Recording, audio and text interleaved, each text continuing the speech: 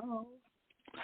Hello, Lennis. How are you this morning? I am doing great. How are you? I'm good, thank you. Everyone, I want to welcome Lennis Sabatino, entertainer, to Gigi in the 561. I'm Pam Barker, as you all know.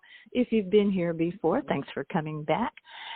Lennis is an entertainer extraordinaire, and I can say that firsthand because I have experienced her entertaining. What a voice, what a talent, and what a career you have had. Wow, 15 years you have been doing this.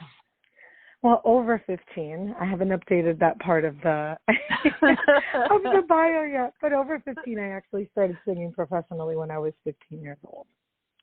Well, you kind of couldn't help it because from reading about you and drilling down into the information about you, you really were sort of born this way. You started. Yeah. You were sort of unstoppable from a very young age. And it's kind of funny that you say that. Definitely. My mom used to tell me to shut up all the time. Just shut up already. Since I was a young girl. And, you know, when people say that adversity kind of builds you, I tell people that, like, look, my mom used to tell me my uncle and my family, just a little bit of background on my father's side. They're all opera singers and musicians. Okay.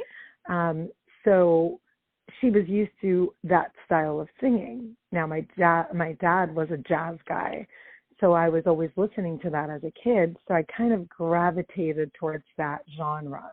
Uh-huh. And so she would be like, just stop singing. You can't sing.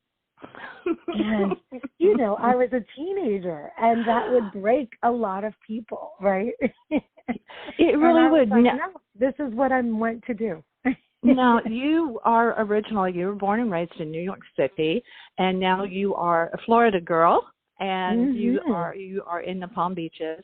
Absolutely. So much little stuff about you that I like. Number one, when I first met you, your personality, it fills up the room. I mean, it just does. It really, really does. And you wore great earrings, and that was like a total win. Right. We both had the glitz and glamour going that day. Yeah, we did. That's kind of a thing.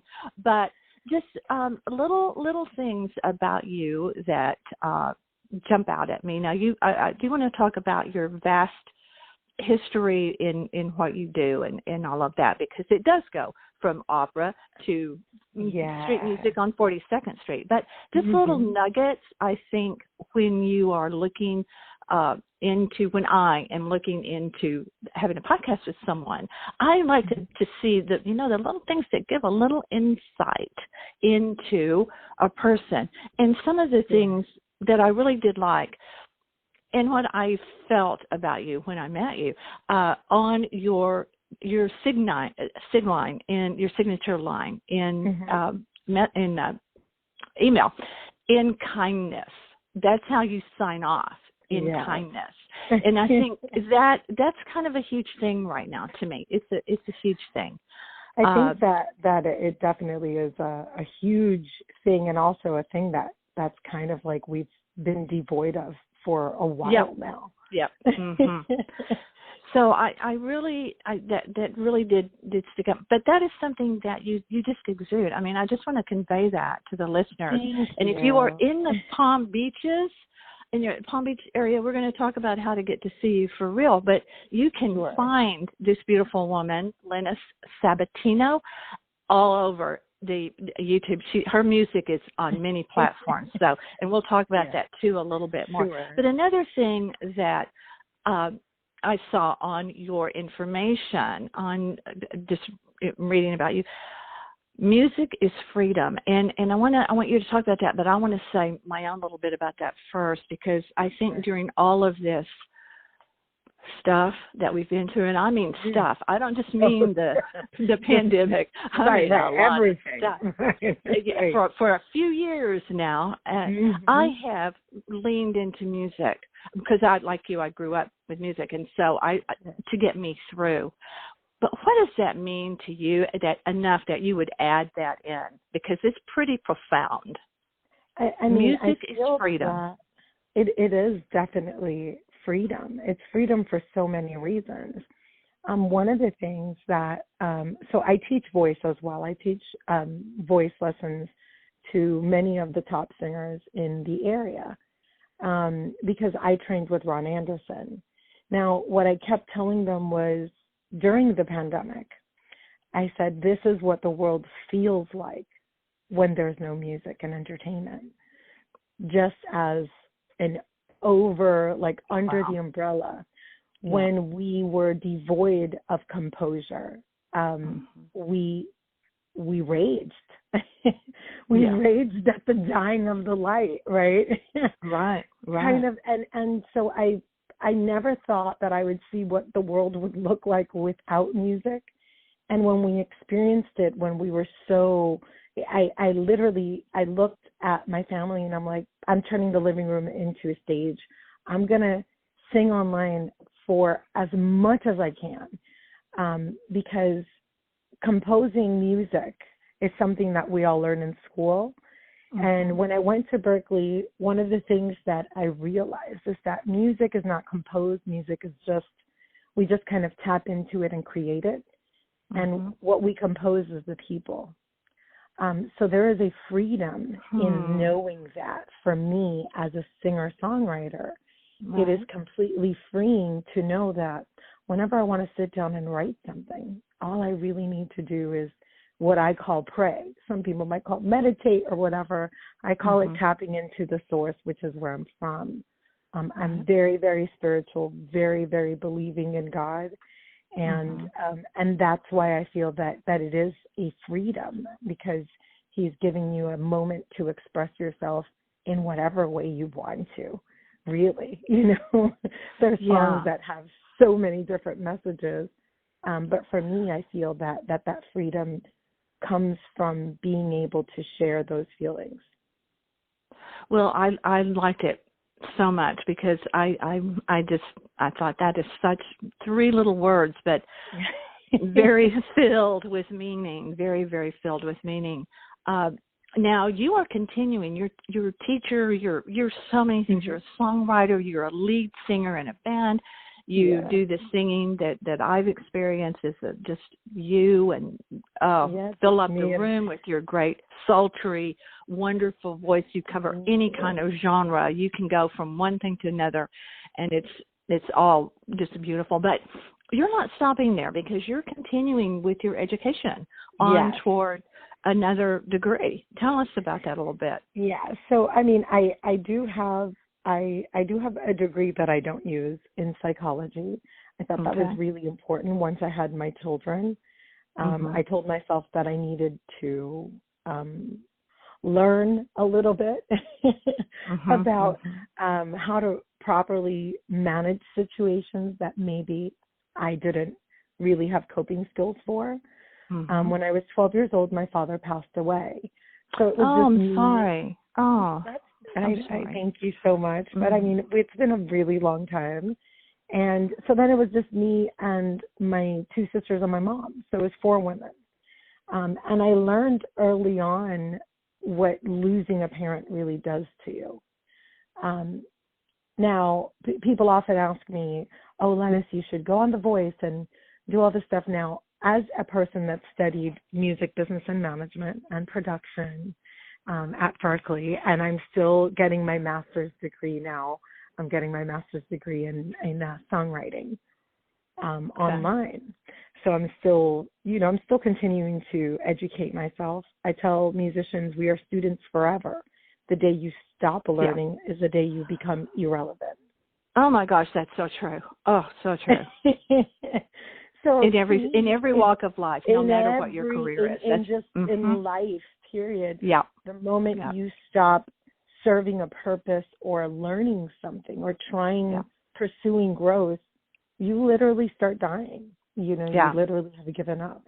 So for me, the continuing is just not because I'm looking for certificates or accolades. It's more just me with my own personality of always being inquisitive and trying to always grow. I'm always seeking that, always seeking growth in every way possible. Who, as you, because you really do, you cover, you have an ability to tap into everything. You have been at Carnegie Hall, you have been in Europe entertaining, gospel, jazz, pop, Latin, you name it. But when you want to relax and you, and for me, I'll put myself out there first. For me, it's everything. I can go all across many genres depending on my mood. Sure. But for you, when you want to just zen out, when you know you're tired, you've been entertaining other people, who do you go to? Who's your first to entertain you and your heart and mind and soul? This is easy for me. Barbra Streisand and Bette Midler. I have their discography, and when I'm getting ready, even if I have a big concert at the Kravis Center, usually who's playing in my dressing room is one of them. And then it can be like if it's like with my band, we have a rah-rah song. It could be, Journey song all of a sudden that we're listening to right before we go out on stage. But for me personally, where my mom always says, when you sing jazz, it's like you're praying. It's a different experience. Yes, I cover everything. And that was born out of necessity, because my dream, some people dream about being Beyonce and in that star level. I always dreamt about having a life where I can create a living and take care of my family with music, which is what I'm doing. So, even with my students, I said, your success is going to be directly correlated to your happiness. So be careful what you trade for happiness. Because sometimes you can't take that back. Yeah. So I kind of stay and reside in that jazz and that pop era. Barbra Streisand to me is an incredible performer, and then Bette Midler is the quirky personality that I am. I'm normally that crazy, and coming from a background of musical theater, seeing her do all these costume changes in her concerts, I was like, yes. It's like it just opened so much more possibilities for me as a jazz vocalist and just as an artist. Well, I even love part of, and I won't give anything personal information away here, but part of you use the word, I'll just say, Jazzified. And when I saw that, because I love jazz, I love all sorts of jazz, but I thought, I like so much about this performer. This person is just from A to Z, fascinating and interesting and just fun. And like I said, where we get to see you, we're fortunate enough to get to see you perform live, and you absolutely fill out the room. And it does bother me, but people, pay attention, listen to her. It took me a while. I gotta say that it did take me a while to get used to that part of it. Because I came from really big stages. When I was at Berkeley in the BPC, there were so many headliners and we did so many shows. Like I sang with the Boston Pops. I mean, the list goes on and on. The New York Philharmonic, so I was used to this undivided attention. Yep. You deserve it. And then I moved down here to Florida, and I realized that the jazz, unfortunately, there really isn't a big jazz presence in South Florida. Sadly. So I had to start growing. And, I remember almost resisting. And in those years where I resisted, I became a paralegal, because I was like, well, that's it. I'm definitely not going to just, it's funny what you do in your 20s, right? Versus when you think you know everything in life is like, oh, whatever.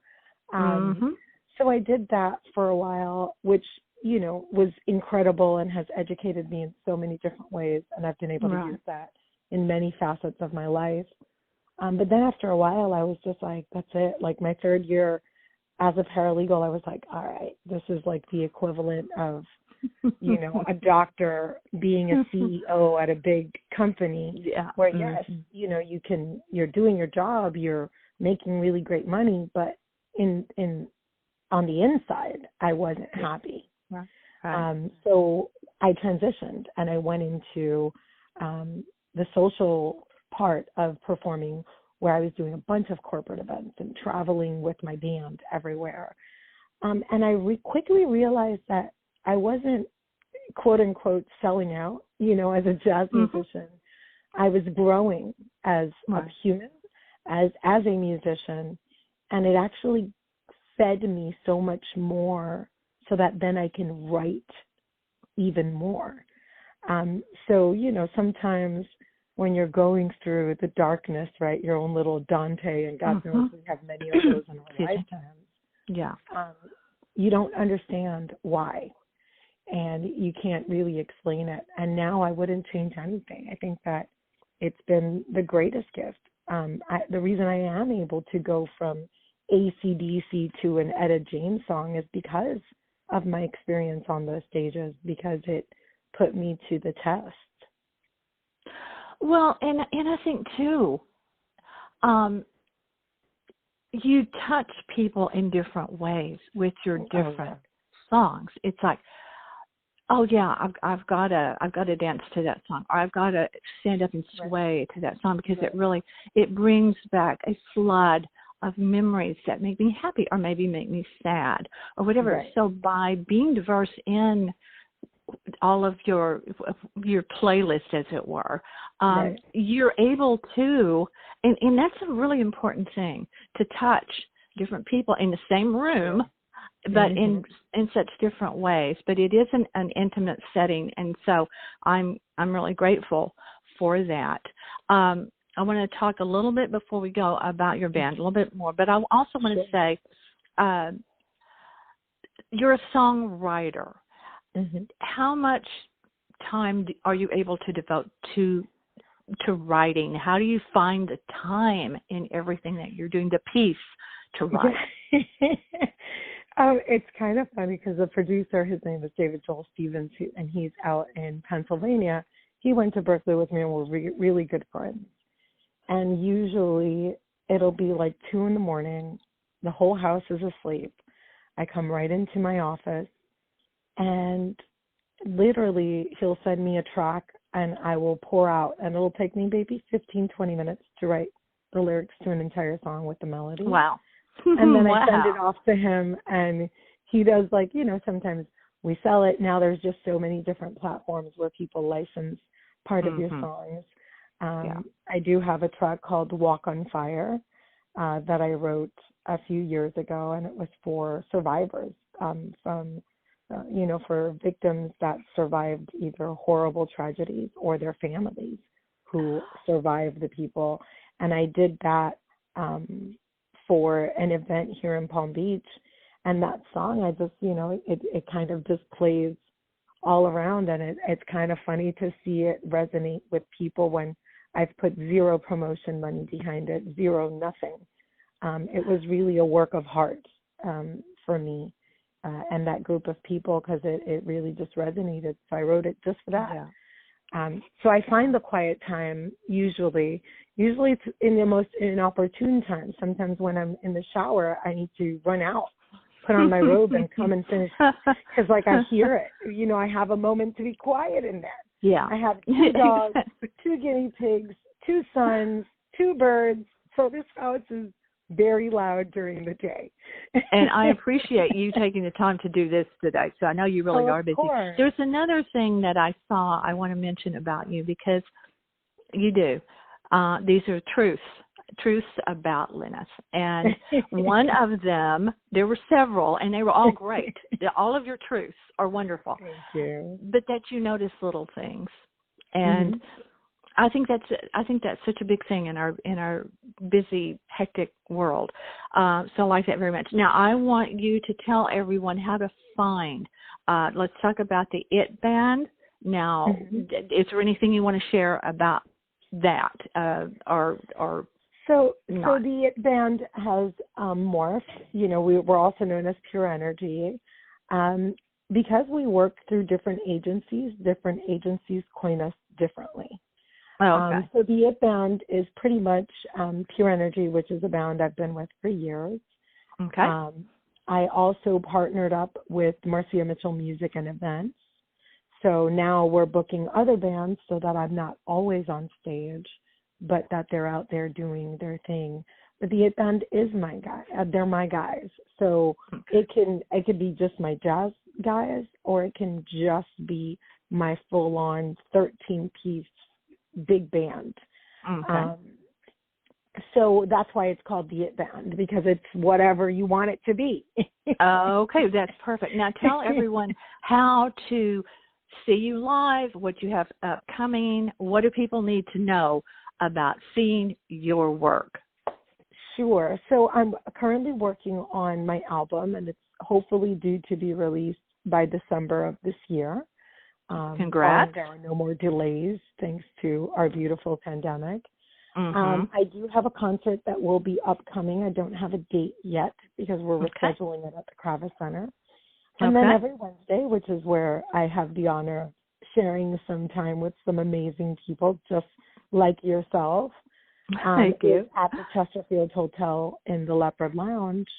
And I start at 6 p.m. It's from 6 to 10:30.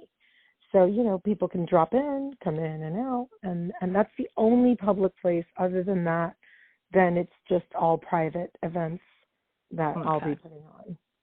Okay.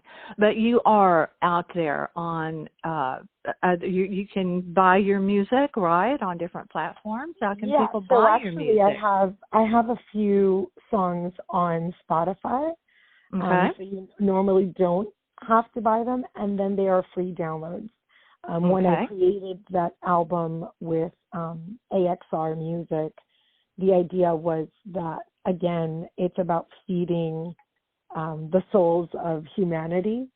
So it's not necessarily, we didn't release it on Spotify, obviously. Also, the money that you get from that is really not life-changing. So everything that's out there as far that's my original, it's free to download. You can look for it on iTunes, on Spotify, through TuneCore, and it's just there. All you got to do is look up my name, and you'll find everything that's out there. Are there places you want people to find you on social media, to connect with you, to chat with you? Sure. Okay. So on Instagram, it's at Jazzulous, like fabulous, but just adding the JAZZ. Okay. And then on the rest of the social media platforms, I don't change my name. My name is Lennis Sabatino, so it's Lennis, and then last name is Sabatino. I am the only one. We have a joke in my house. I'm like, I can't run from the government if they ever came to look for me, because I am the only one in the United States that has this name. I'll just be staying put. I love seeing you in person. I'm so honored that you wanted to come on, that you agreed to come on. I do want to leave with this something that, and I don't know if this is original or if you made this up, but I want to share this. This is on her social media, everyone, and I think it's just lovely. It says, "I am clarity and peace. Music is my journey. Life is my roller coaster. My end is always beginning." That is so lovely. And I did try to look and see if it was written by someone else, and I couldn't find that it was. It is my original quote, yeah. I assumed that it was original to you. Thank you, Lennis, so much. Thank you. For this wonderful podcast. To my listeners, I want you to go and find her. If you are not in the Palm Beach area, if you are in South Florida at all, go see her in person on Wednesday at the Leopard Lounge. The Leopard Lounge is a pretty cool place to go in the Chesterfield Hotel. I want all of you to go to northpalmbeachlife.com. You know what to do there. All the podcasts are there. as well as my One and Done, Cora, which is fiction, My Father's Tales, which is nonfiction. You know I am on all the platforms. So if you want me out there or not, I am on iTunes, Spotify, and many, many other platforms. Please do look for Gary. As you know, he does all of the website on North Palm Beach Life. Our YouTube channel is by the same name, and the numbers are popping there. So we thank you for all that you're doing on visiting us on YouTube. Gary can be found at All Things Cruise, where he does his travel writing as well. Again, thank you, Lennis Sabatino, for this lovely podcast. Thank you for having me. You're welcome, and we will see you very soon. To everyone else, thank you for being here at Gigi in the 561. I'm Pam Barker. Stay tuned.